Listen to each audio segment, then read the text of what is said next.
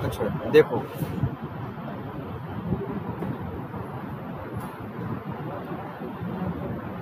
अच्छा यहाँ पे तुमको ये दो वेरिएबल दिख रहे हैं। एक वेरिएबल है डबल पाई और एक वेरिएबल है डबल एरिया। ये दोनों वेरिएबल किस मेथड के अंदर है? सर्कल एरिया के अंदर। तो इन दोनों वेरिएबल्स को बोला जाएगा क्या? Local variables of circle area method. क्या कहने का मतलब हुआ? एक मेथड के अंदर आप जितने वेरिएबल डिक्लेयर करते हो, सारे वेरिएबल्स को हम लोग क्या बोलते हैं? Local variable. जैसे ये पाई क्या है? लोकल वेरिएबल है। एरिया क्या है? लोकल वेरिएबल है। किस मेथड का? सर्कल एरिया मेथड का। ऐसे इधर देखो, यहां भी दिख रहा है एरिया। ये एरिया भी क्या है? Local variable. किस मेथड का? रेक्टेंगल एरिया मेथड का। ये जो डबल रिजल्ट दिख रहा है ये भी क्या है?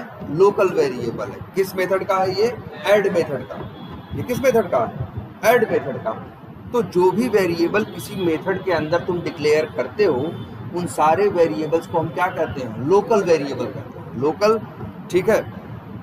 एक काम करते हैं, चलो यहाँ तो बहुत सा कॉल कर रखा है,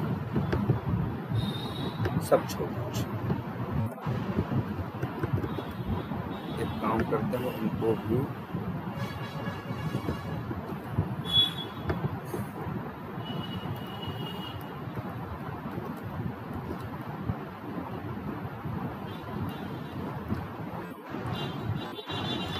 हाँ, ये देखो। तो ये क्या है?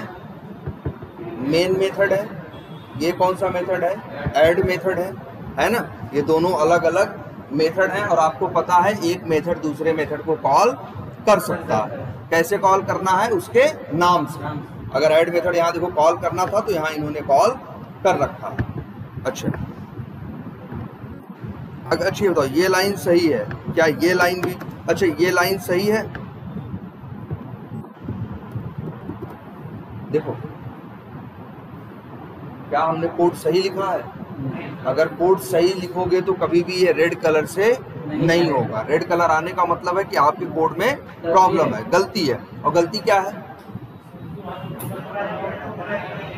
देखो ध्यान से, जो हमने मेथड कौन सा कॉल किया है? ऐड। ऐड मेथड में कितने पैरामीटर? 2 पैरामीटर। लेकिन जब हमने ऐड मेथड को कॉल किया है तो उस समय कितने पैरामीटर भेजे? 1 भेजा है। यही एरर है। एक मेथड में जितने पैरामीटर होते हैं, कॉल करने के टाइम पे आपको उतने पैरामीटर भेजने पड़ते हैं। अच्छा ठीक है, हम भेज दे रहे हैं यहां से। पहले ये बताओ, डबल कोट्स की वैल्यू को क्या बोलते हैं?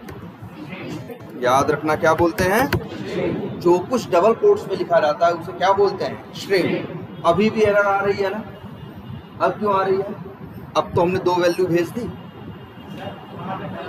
लेकिन ये मेथड कह रहा है कि हमें पहली वैल्यू डबल चाहिए और दूसरी वैल्यू भी क्या चाहिए? डबल। जबकि भेजने वाले ने पहली वैल्यू तो डबल भेजी है और दूसरी क्या भेज दी है? स्ट्रिंग। ये गलती की है, इस वजह से ये क्या दे रहा है? एरर। सीधा रूल है ना, हमने लास्ट क्लास में लिखा था, एक मेथड के अंदर जितने पैरामीटर हैं और जिस टाइप के हैं और जिस ऑर्डर या जिस सीक्वेंस में है, उसी सीक्वेंस या उसी ऑर्डर में आपको वैल्यू भेजनी पड़ती है। अब अगर यहां हम ये लिख दें,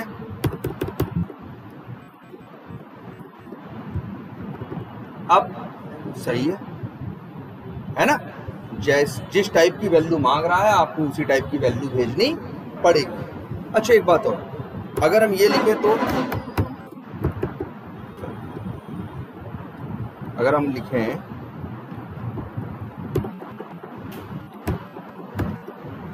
डबल डी इक्वल्स टू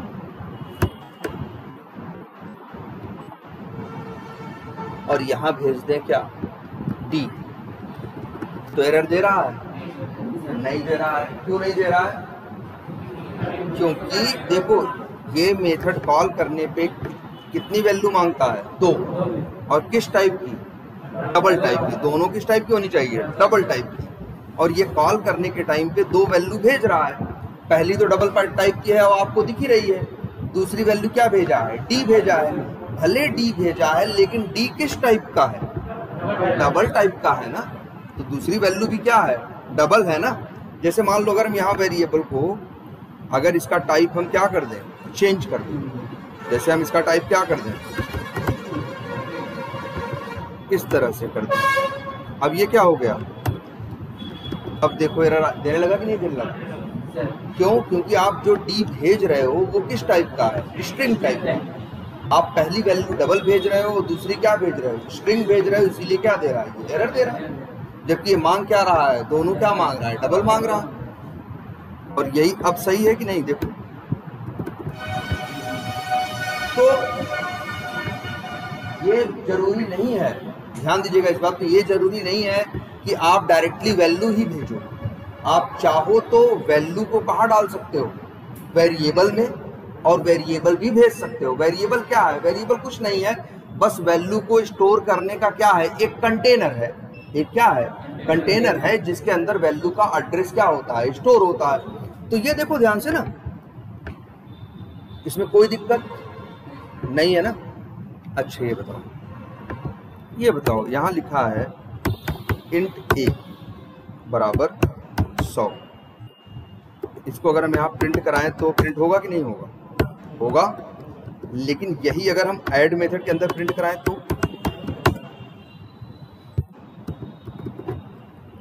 फिर क्या दे रहा है?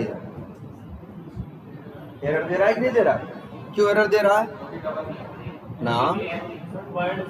ध्यान से देखो, जो ए है, ए क्या है? A is local variable of main method. ये भी लिख देते हैं, A can be used in main method only because it is local variable of main method।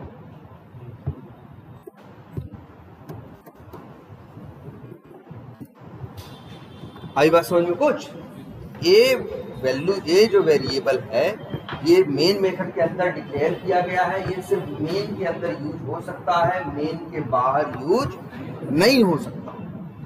Clear है ये बात? अच्छा ये बताओ, ये डी क्या है? डी कैसा वेरिएबल है? लोकल है। डी भी क्या है? डी लोकल वेरिएबल है किसका?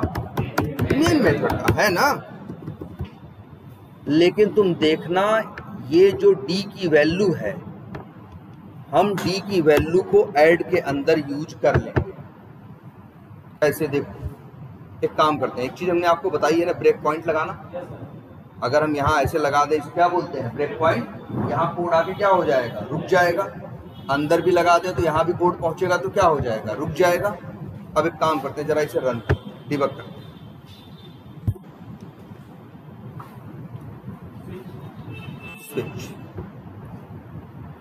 अब सब आपकी आंख के सामने दिखेगा। डी में क्या पड़ा है? 567.67 पड़ा है। कहाँ? डी के अंदर, जो कि डी है। डी क्या है? एक लोकल वेरिएबल है कि नहीं है? लेकिन देखो ध्यान से, लाइन नंबर 13 पे क्या होगा? मेन नाम का मेथड क्या होगा? कॉल होगा। तो ये कहाँ पहुंचेगा? मेन मेथड के अंदर। याद करो, पैरामीटर्स के बारे में मैंने बात बताई थी। पहली वैल्यू पहले पे आती है, दूसरी दूसरे पे। तो देखना x में क्या आएगा? 3456.98 और num2 में क्या आएगा डी की वैल्यू क्या है 567.67। ये देखो तो बताओ num2 में आ गया ना 567.67। ये कहां से आ रहा है यहां से आ रहा है कि नहीं आ रहा। तो तुम देख रहे हो एक मेथड की डिस्टर्ब तो नहीं होगा वीडियो नहीं आएगी